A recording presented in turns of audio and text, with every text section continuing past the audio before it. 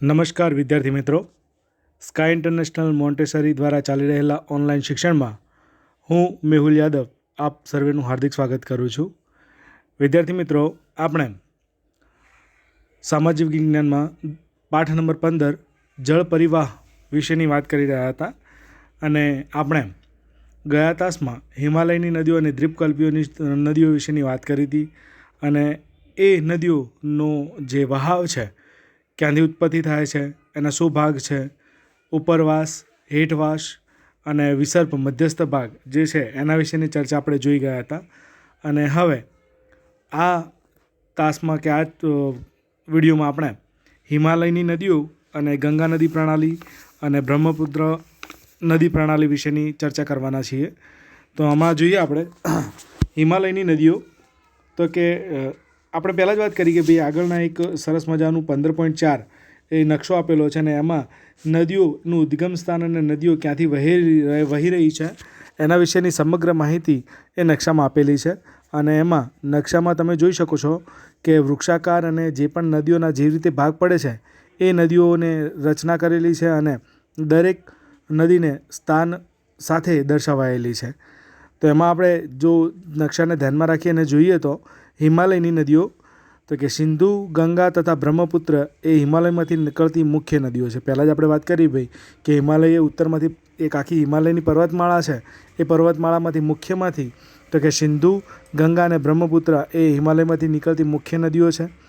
આ નદીઓ લાંબી છે અને તેની અનેક શાખા નદીઓને તેમને મળે છે. આપણે વાત કરી કે ભાઈ વૃક્ષાકાર પ્રણાલી શું હોય, એકમાંથી ફંટાતી જાય અને અલગ અલગ રચાતી જાય, એ રીતે એની રચના થયેલી છે. કોઈ એક મોટી નદી તથા તેની શાખા નદીઓ એકબીજાને મળે ત્યારે જે સ્વરૂપ રચાય તેને જળ પરિવાહ પ્રણાલી તરીકે ઓળખવામાં આવે છે. એક નદી હોય એ આગળ જતાં બીજી મોટી નદીને મળે, બીજી મોટી નદી આગળ જઈને એના એમ જેમ જેમ આગળ જતી રહે એમ અલગ અલગ નદીઓને મળતી રહે અને પરિણામે જે પ્રણાલી રચાય એને જળ પરિવાહ પ્રણાલી તરીકે ઓળખવામાં આવે છે.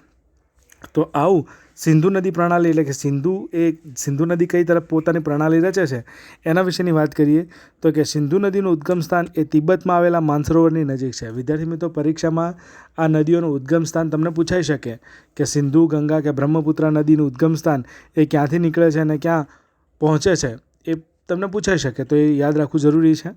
તો કે સિંધુ નદીનું ઉદ્ગમ સ્થાન એ તિબેટમાં આવેલા માનસરોવરની નજીક છે. પ્રથમ તે પશ્ચિમમાંથી વહી ઉત્તર પશ્ચિમ તરફ ગતિ કરે છે. આમ તે જમ્મુ કાશ્મીરના લદ્દાખ જિલ્લામાં પ્રવેશ કરે છે. અહીં તેને દુર્ગમ કોતરોનું નિર્માણ કર્યું છે. અહીં તેને જાસ્કર, નુબ્રા, શ્યોક તથા હુંજા જેવી નદીઓને મળે છે. સિંધુ નદી એ બાલ્ટિસ્તાન અને ગિલગિટ ક્ષેત્રમાં વહી અટક આગળ પર્વતોની શ્રેણીમાંથી બહાર નીકળે છે. એની સાથે સતલુજ, બિયાસ, રાવી, ચિનાબ અને ઝેલમ તેની મળતી શાખા નદીઓ છે. તો આગળ યાદ રાખીએ ભાઈ આપણે કે સિંધુ નદીને આગળ જતાં ભાઈ સતલુજ, બિયાસ, રાવી અને ચિનાબ અને ઝેલમ એ શાખા નદીઓ એને પ્રવેશે છે અને પરિણામે એ પોતાનો જળ પરિવાહ રચે છે. આ 5 નદીઓ એ પાકિસ્તાનના મિથાનકોટ પાસે સિંધુ નદીને મળે છે અને આ બધી નદીઓના સંયુક્ત પ્રવાહે દક્ષિણ તરફ વહી છેવટે પાકિસ્તાનમાં થઈને અરબ સાગર તરફ વહે છે.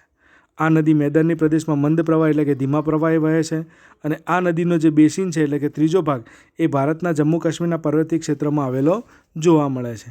આટલું જાણવું ગમશે આપણે જોઈએ તો કે એમાં સિંધુ નદીની લંબાઈ એ 2900 કિલોમીટર છે.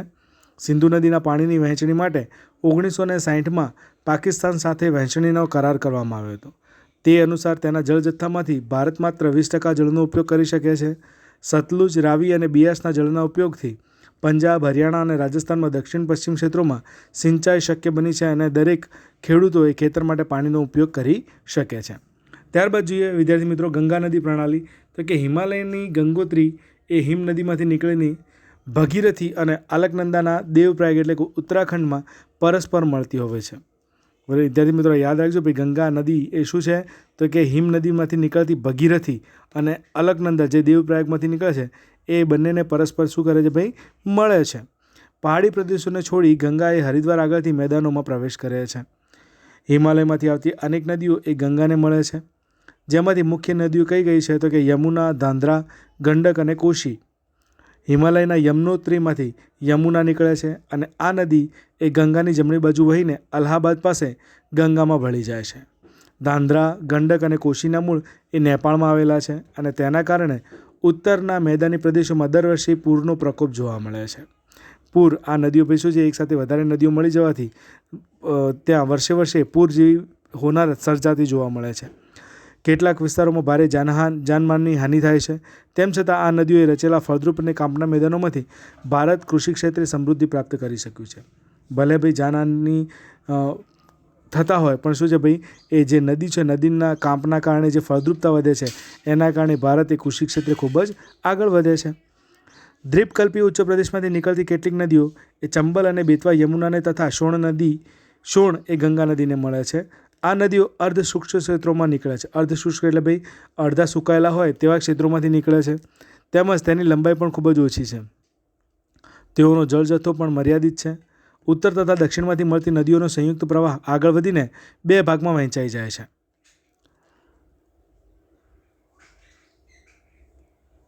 એક ફાંટો બાંગ્લાદેશમાં જાય છે, પ્રવેશે છે અને તેને બાંગ્લાદેશમાં પદ્માના નામે ઓળખાય છે. યાદ રાખજો વિદ્યાર્થી મિત્રો કે જે ગંગા છે એને શું કહેવામાં આવે છે ભાઈ, ફાંટો જે બાંગ્લાદેશમાં વહે છે એને પદ્માના નામે ઓળખવામાં આવે છે. અને બીજો જે પશ્ચિમ બંગાળમાં ભગીરથી સ્વરૂપે વહે છે એને હુગલીના નામે ઓળખવામાં આવે છે.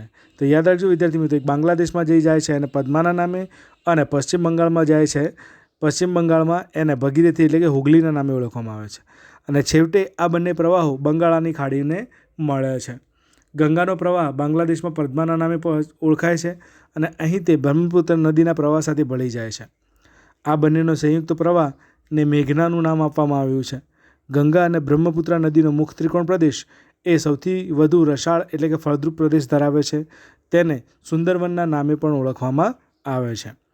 ગંગા વિશે જાણીએ તો ભાઈ, તો કે ગંગાના મુખ ત્રિકોણને પ્રદેશને સુંદરવન એટલા માટે કહેવામાં આવે છે કે અહીં સુંદરી નામના વૃક્ષો પુષ્કળ પ્રમાણમાં થાય છે. મુખ ત્રિકોણ એટલે ભાઈ ત્રિકોણ જો આગળથી ત્રિકોણ દર્શાવતો હોય એવો ભાગ હોય એટલા માટે એને મુખ ત્રિકોણ કહેવામાં આવે છે. અને સુંદરવન એટલા માટે કહેવામાં આવે છે કે ત્યાં આગળ સુંદરી નામના જે વૃક્ષો છે એ પુષ્કળ પ્રમાણમાં ઉગેલા છે એટલા માટે. ભારતના સંદર્ભે સુંદરવન મુખ પ્રદેશ એ મેંગ્રુવ જંગલો માટે અત્યંત જાણીતું છે. મેંગ્રુવના જંગલો શું છે ભાઈ, તો કે મેંગ્રુવના જંગલો એ એનું મૂળ હોય એ એકબીજાથી જકડાયેલા હોય, પરિણામે દરિયામાંથી કે રણને વધતું આગળ અટકાવવા માટેથી અને મેંગ્રુવના જંગલો ઉગાડવામાં આવે છે. ગંગા નદીની કુલ લંબાઈ 2500 કિલોમીટર વધુ છે. અંબાલા શહેર એ ગંગા અને સિંધુ નદી વચ્ચે જળ વિભાજકનું કામ કરે છે. અંબાલાથી સુંદરવન સુધીની લંબાઈ લગભગ 1800 કિલોમીટરની છે, પરંતુ અહીં એનો જે ઢોળાવ છે એ ખૂબ જ ધીમો છે. અંબાલા સમુદ્ર એ સપાટીથી 300 મીટરની ઊંચાઈએ છે અને સુંદરવન સમુદ્ર સપાટીની ખૂબ જ નજીક છે. આ ગણતરી વિચારતા પ્રત્યેક 6 કિલોમીટરે 1 મીટર ઢોળાવ ઓછો થતો જાય છે અને તેથી અહીંયા એવું લાગે છે કે જાણે વિસર્પ એટલે કે સાપ ચાલતો હોય, સાપ ચાલે અને જે રચના થાય એટલે વિસર્પ આકારની રચના જોવા મળે છે. ત્યારબાદ જોઈએ ત્રીજું અને છેલ્લું બ્રહ્મપુત્રી નદી પ્રણાલી. તો કે બ્રહ્મપુત્ર નદી એ તિબ્બતમાં આવેલા માનસરોવરની પૂર્વમાંથી તથા સિંધુ અને સતલુજના મૂળની નજીકથી નીકળે છે. તેની વધુ પ્રવાહ લંબાઈ ભારતની બહાર છે. આ નદી હિમાલયની શ્રેણીની સમાંતર પૂર્વમાં છે. નાબ ચાવરવા પાસે અંગ્રેજીમાં યુ આકારે વળાંક લઈ ભારતના અરુણાચલ પ્રદેશમાંથી પ્રવેશે છે. અહીં તે દિહાંગના નામે ઓળખાય છે. દિહાંગ, લોહિત અને કેનુલા જેવી શાખા નદીઓ મળીને આસામમાં બ્રહ્મપુત્ર નદી તરીકે ઓળખાય છે. બ્રહ્મપુત્ર વિશેની માહિતી લઈએ તો કે બ્રહ્મપુત્ર એકમાત્ર પુરુષવાચક સર્વનામ ધરાવતી નદી છે અને જેની લંબાઈ પણ 2900 કિલોમીટર છે.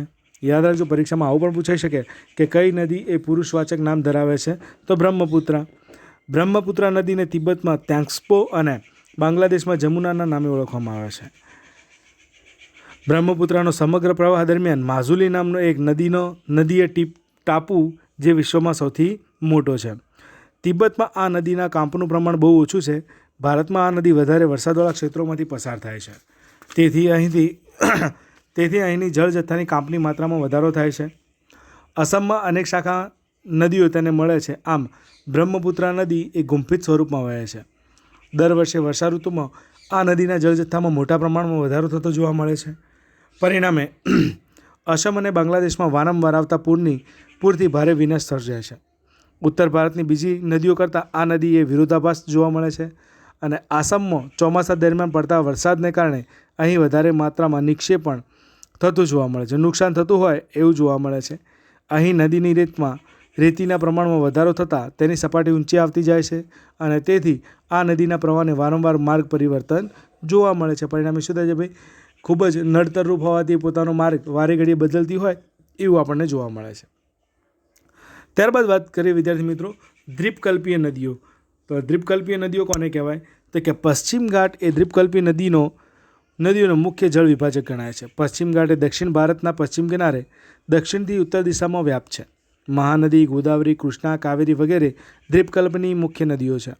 આ બધી નદીઓ પૂર્વ તરફ વહી બંગાળાની ખાડીને મળે છે અને મુખ ત્રિકોણ પ્રદેશ એટલે કે ડેલ્ટા ધરાવે છે. મુખ ત્રિકોણ એટલે ભાઈ આગળથી ચોરસ હોય ખૂણો આકાર ધરાવતો હોય એવું મુખ ત્રિકોણનો ડેલ્ટા ધરાવે છે. પશ્ચિમ ઘાટની પશ્ચિમે અનેક નદીઓ વહે છે. અલબત્ત નર્મદા અને તાપી જેવી મોટી નદીઓ પૂર્વથી વહી પશ્ચિમે આવેલા અરબ સાગરને પણ મળે છે. નર્મદા બેસિનની વાત કરીએ તો ભાઈ તો કે નર્મદા એ મધ્યપ્રદેશના અમરકંટક પાસેથી નીકળે છે. યાદ રાખજો વિદ્યાર્થી મિત્રો, નર્મદા નદી જે છે એ મધ્યપ્રદેશના અમરકંટક પાસેથી નીકળે છે. તે પશ્ચિમ બાજુ એક ફાટ એટલે કે ખીણમાં થઈને વહે છે. જબલપુર પાસે સંગેમરમરના ખડકાળ પ્રદેશમાંથી વહે છે અને અહીં તે ઢોળાવના કારણે ખૂબ જ તીવ્ર વેગથી વહે છે. જ્યાં ધુઆધાર નામના જળધોધની રચના થયેલી છે. જળધોધ એટલે ભાઈ ઉપરથી પર્વતો અને પર્વત ઉપરથી જે પાણી છલકાય એને નીચે પડે છે એને ધોધમાર ધોધ કહેવાય. તો કે આ એ ધુઆધાર ધોધની જળધોધની રચના કરેલ છે. આ નદીની શાખા નદીઓની લંબાઈ વધારે નથી. મોટાભાગની નદીઓ એ કાટખૂણે જ મળે છે. આ નદીઓનો બેસિન એ મધ્યપ્રદેશ અને ગુજરાતમાં વ્યાપ્ત છે, એટલે કે ગુજરાતમાં અને મધ્યપ્રદેશમાં પણ જોવા મળે છે. નર્મદા નદીની લંબાઈ 1312 કિલોમીટરની છે. તાપી બેસિનની વાત કરીએ, તાપીની નદી તો કે મધ્યપ્રદેશમાં સાતપુડાની ગિરિમાળાઓ આવેલી છે. અહીંના બેતુલ જિલ્લામાં તાપી નદી નીકળે છે. તે નર્મદાની સમાંતર એક ફાટ ખીણમાં થઈને વહીને અરબ સાગરને મળે છે. મધ્યપ્રદેશ અને મહારાષ્ટ્રમાં તેનું બેસિન ક્ષેત્ર ખૂબ જ વ્યાપ્ત એટલે કે વિશાળ છે. અરબ સાગર અને પશ્ચિમ ઘાટની વચ્ચેના કિનારાનું મેદાન એ ખૂબ જ સાંકડું છે. અહીંના નદીઓની લંબાઈ ખૂબ જ ઓછી છે. પશ્ચિમ બાજુએ વહેતી મુખ્ય નદીઓની લંબાઈ ખૂબ જ ઓછી છે અને પશ્ચિમ બાજુએ વહેતી મુખ્ય નદીઓમાં સાબરમતી અને મહી એટલે કે મહીસાગરનો સમાવેશ થાય છે. તાપી નદીની મૂળ લંબાઈ 724 કિલોમીટર જ છે. ગોદાવરી બેસિન તો કે આ નદી એ દ્વીપકલ્પીય નદીઓમાં સૌથી મોટી નદી છે. આ મહારાષ્ટ્રના નાસિક જિલ્લાના પશ્ચિમ ઘાટના ઢોળાવમાંથી નીકળે છે. તેની લંબાઈ 1465 કિલોમીટર છે. આ નદી પૂર્વમાં વહી બંગાળાની ખાડીને મળી જાય છે. દ્વીપકલ્પની નદીઓમાં તેનું બેસિન ક્ષેત્ર સૌથી મોટું છે અને આ નદી બેસિનનો 50% ભાગ એ મુખ્ય જોવા જઈએ તો મહારાષ્ટ્રમાં આવેલો છે. બાકીનું બેસિન ક્ષેત્ર એ મધ્યપ્રદેશની અને આંધ્રપ્રદેશમાં છે. ગોદાવરીની અનેક શાખા નદીઓ છે, એટલે કે એક સાથે ઘણી બધી શાખાઓમાં એ ફંટાયેલી છે. જેમાં પૂર્ણા, વર્ધા, પ્રાણહિતા, માંજરા, વેનગંગા અને પેનગંગાનો સમાવેશ થાય છે. ગોદાવરીનો પ્રવાહન માર્ગ લાંબો અને બેસિન ક્ષેત્ર વિસ્તૃત છે, તેથી તેને દક્ષિણની ગંગા તરીકે પણ ઓળખવામાં આવે છે. યાદ રાખજો વિદ્યાર્થી મિત્રો, પરીક્ષામાં પૂછાઈ શકે કે દક્ષિણની ગંગા તરીકે કોને ઓળખવામાં આવે છે? તો ગોદાવરી નદીને. ત્યારબાદ મહાનદી તો કે મહાનદીનું ઉદ્ગમ સ્થાન એ છત્તીસગઢના પહાડી ક્ષેત્રોમાં છે. તે ઓડિશામાંથી વહીને બંગાળાની ખાડીને મળે છે અને તેની લંબાઈ 860 કિલોમીટર છે અને તેનું બેસિન ક્ષેત્ર છત્તીસગઢ, ઝારખંડ અને ઓડિશામાં છે. ત્યારબાદ જોઈએ કૃષ્ણા બેસિન તો કે તે મહારાષ્ટ્રના પશ્ચિમ ઘાટના મહાબળેશ્વર પાસેથી નીકળે છે. તેને લગભગ 1400 કિલોમીટરની લંબાઈ ધરાવે છે. તેને મળતી શાખા નદીઓમાં તુંગભદ્રા, કોયના, ઘાટપ્રભા, મુશી તથા ભીમા છે અને તેનું બેસિન ક્ષેત્ર મહારાષ્ટ્ર, કર્ણાટક અને આંધ્રપ્રદેશમાં ફેલાયેલું છે. કાવેરી બેસિનની વાત કરીએ તો કે કાવેરી એ પશ્ચિમ ઘાટની બ્રહ્મગીરી પર્વતમાળામાંથી નીકળે છે. તેની લંબાઈ 760 કિલોમીટર છે. તેની મળતી શાખા નદીઓમાં અમરાવતી, ભવાની, હેમાવતી અને કાલિની છે. તેનું બેસિન ક્ષેત્ર કેરળ, કર્ણાટક અને તમિલનાડુમાં વ્યાપ્ત છે. તે તમિલનાડુના કુડલુરુના દક્ષિણમાં કાવેરીપટ્ટનમથી લઈને બંગાળાની ખાડીને મળે છે. આ સિવાયની અન્ય નાની નદીઓની વાત કરીએ તો કે પૂર્વ તરફ વહી બંગાળાની ખાડીઓમાં તે મળે છે અને તેમાં દામોદર, બ્રાહ્મણી, વૈતરણી અને સુવર્ણરેખાનો પણ સમાવેશ થતો જોવા મળે છે. આટલું જાણીએ તો કે પૃથ્વી સપાટી પર આશરે 71% જલાવરણ છે. તેમાંથી 97% જળ એ ખારું છે અને માત્ર આપણને પીવા માટેનું જે પાણી મળી રહ્યું છે એ માત્ર 3% છે અને તેનો પણ ચોથો ભાગ એ બરફના સ્વરૂપમાં છે. પરિણામે આપણે પાણીનો શું કરવો જોઈએ ભાઈ? બચાવ કરવો જોઈએ. જો નહીં કરીએ તો આ 3% પાણી છે એ પણ ખૂટી પડશે. 3%માંથી અડધું પાણી તો એ બરફ, ચોથા ભાગનું પાણી તો એ બરફ સ્વરૂપે છે. પરિણામે પાણીનો આપણે જોઈને યોગ્ય ઉપયોગ કરવો જોઈએ, જેથી કરીને ભવિષ્યમાં આપણે પાણીનો બચાવ કરી શકીએ. વિદ્યાર્થી મિત્રો, આજે આપણે આટલા સુધી રાખીએ છીએ. હવેના તાસમાં સરોવરો અને નદી પ્રદૂષણ વિશેની વાત કરીશું. ત્યાં સુધી અસ્તુ.